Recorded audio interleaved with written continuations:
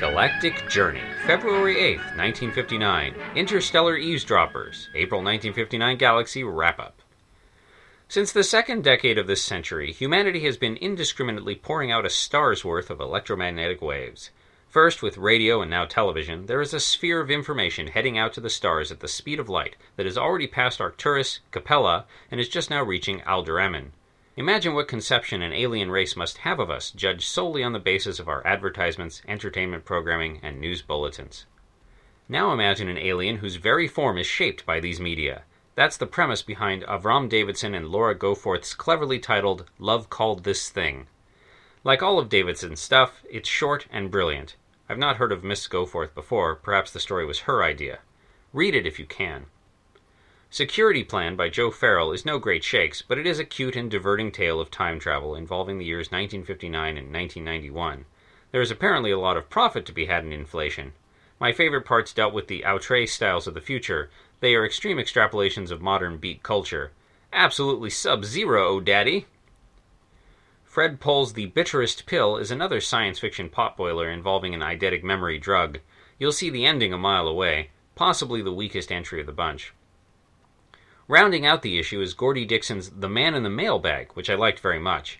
Not quite a first contact story. In this one, humanity is trying to negotiate diplomatic and trade relations with a race that is singularly unimpressed with humans. It's not difficult to see why. The aliens, Dilbians, are all 8 feet tall if they're an inch. Prideful, honorable, and incredibly strong, humans are comparatively puny and inspiring of mistrust.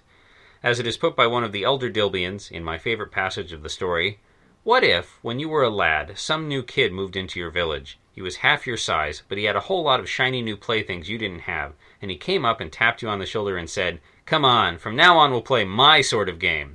How do you think you'd have felt? Solving the diplomatic and economic impasse is left to the temperamental young redhead John Tardy.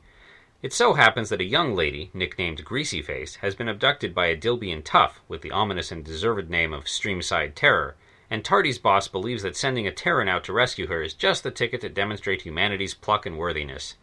To ensure that Tardy makes it all the way to Streamside Terror without being waylaid, he is dispatched as a mail parcel to be carried on the back of a Dilbian postman.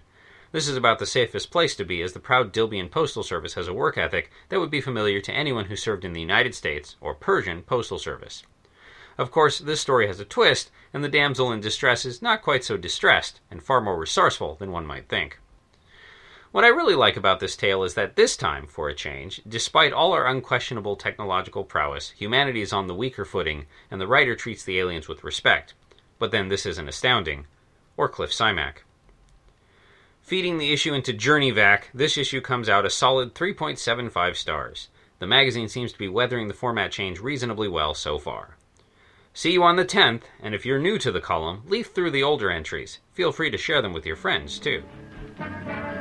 The original written article, linked stories, and images can be found at galacticjourney.org by Gideon Marcus.